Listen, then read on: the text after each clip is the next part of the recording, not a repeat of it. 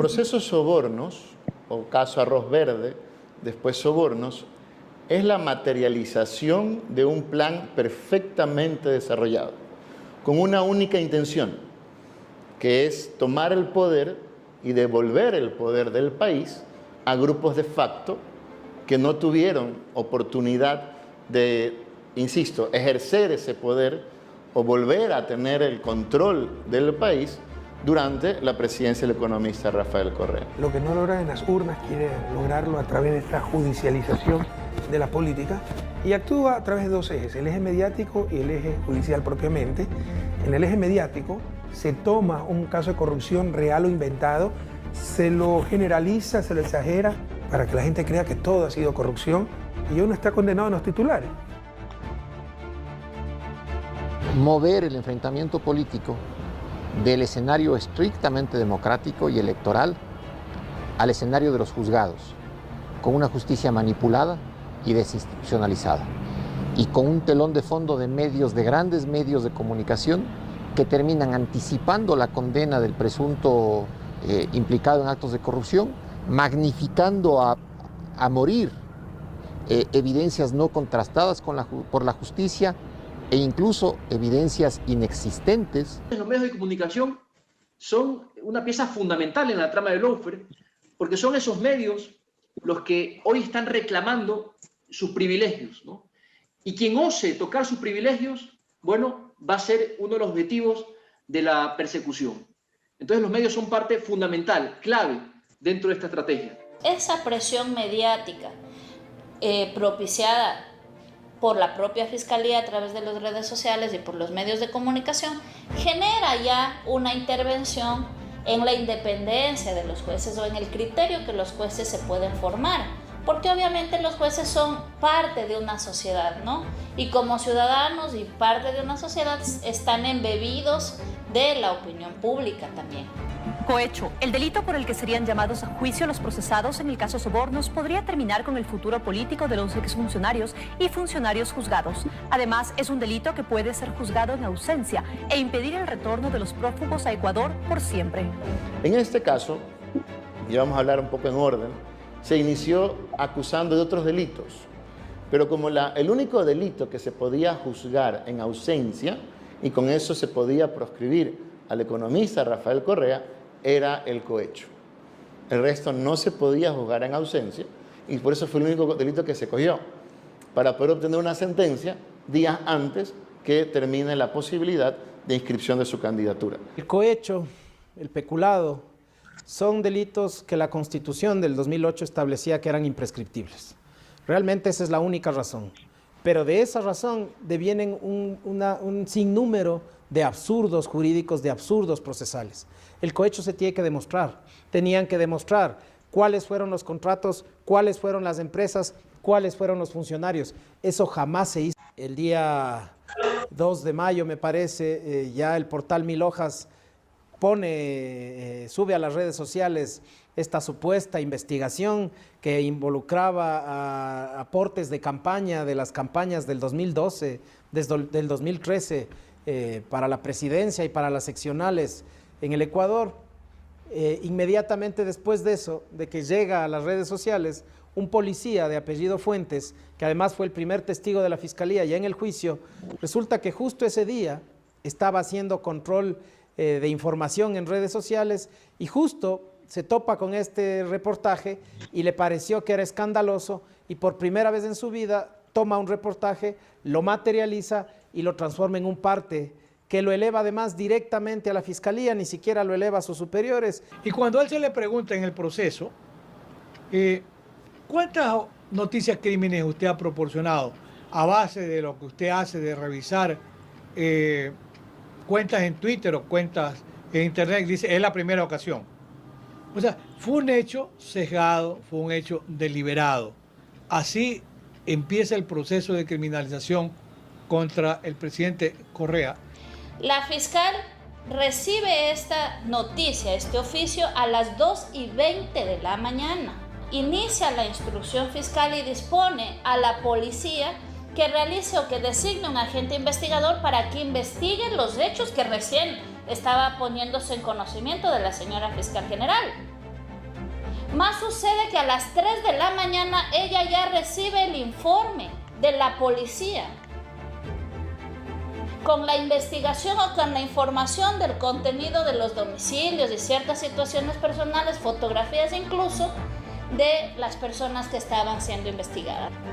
A las 4 de la mañana ella emite una solicitud de acto urgente que es recibida en la Corte Nacional a las 4:30 de la mañana. Es sorteado en ese momento por el presidente de la Corte Nacional, el doctor Marco Rodríguez, y se designa a la doctora Daniela Camacho para que conozca el proceso. Y ella a las 5 de la mañana autoriza las órdenes de detención y los allanamientos. La investigación previa en el segundo proceso duró 4 horas y media. La contundencia de los documentos revelados por el portal Mil Hojas motivó de inmediato la acción fiscal en los primeros días de mayo y el caso Arroz Verde acorraló a Laura Terán y Pamela Martínez, ex asesoras de Rafael Correa. La Fiscalía empezó este proceso con presos y ese es un problema para la Fiscalía.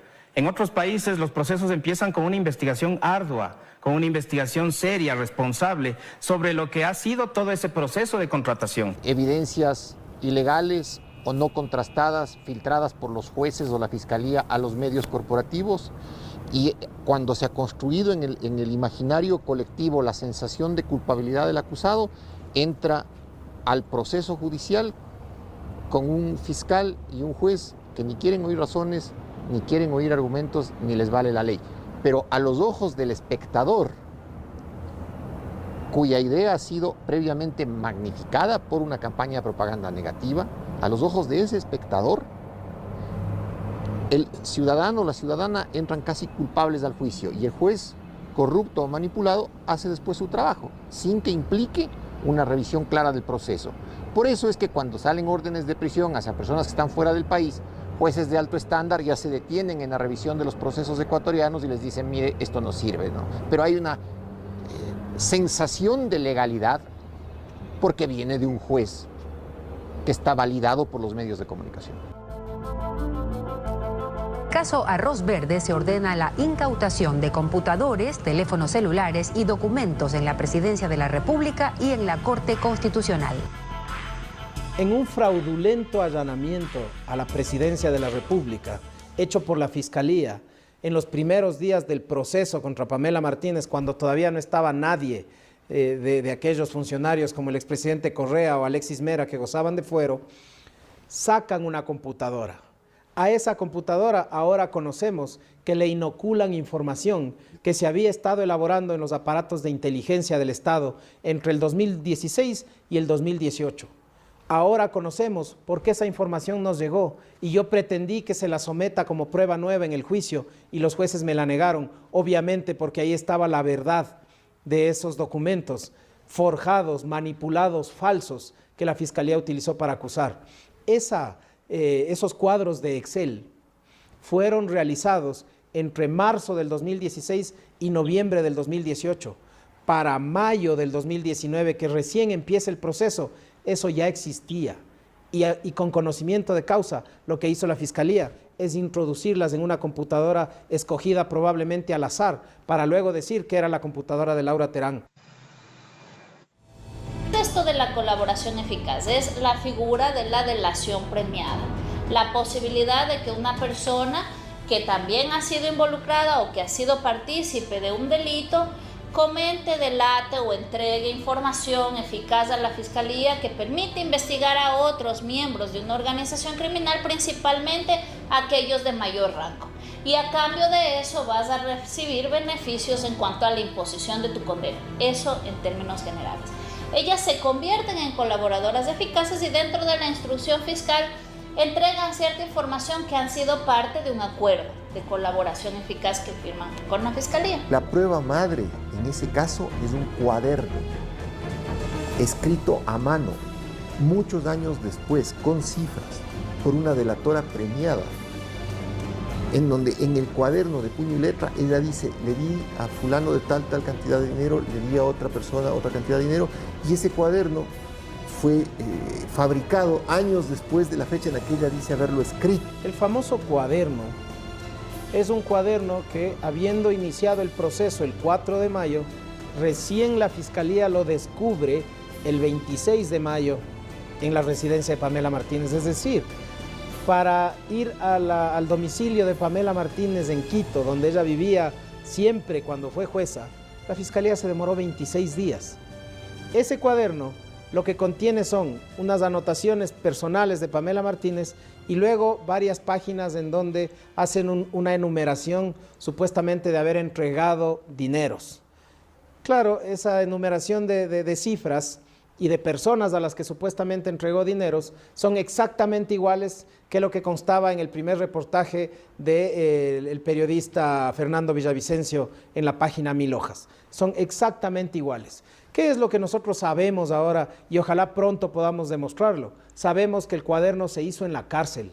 La misma Pamela Martínez en el juicio ya reconoció que el cuaderno, ella dice, lo hizo a finales del 2018, es decir, no fue hecho en el 2012, como ellos quisieron hacernos pensar al principio.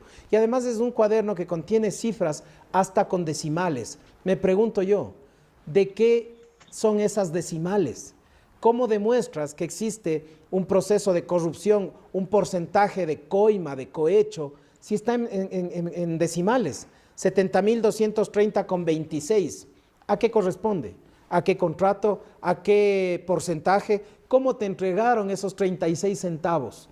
¿En monedas? ¿En transferencia? No guarda ninguna relación con ningún tipo de proceso lógico de investigación de hechos de corrupción. El cuaderno fue forjado, el cuaderno fue materializado después de que la señora Martínez ya estaba en la cárcel. En un juicio normal,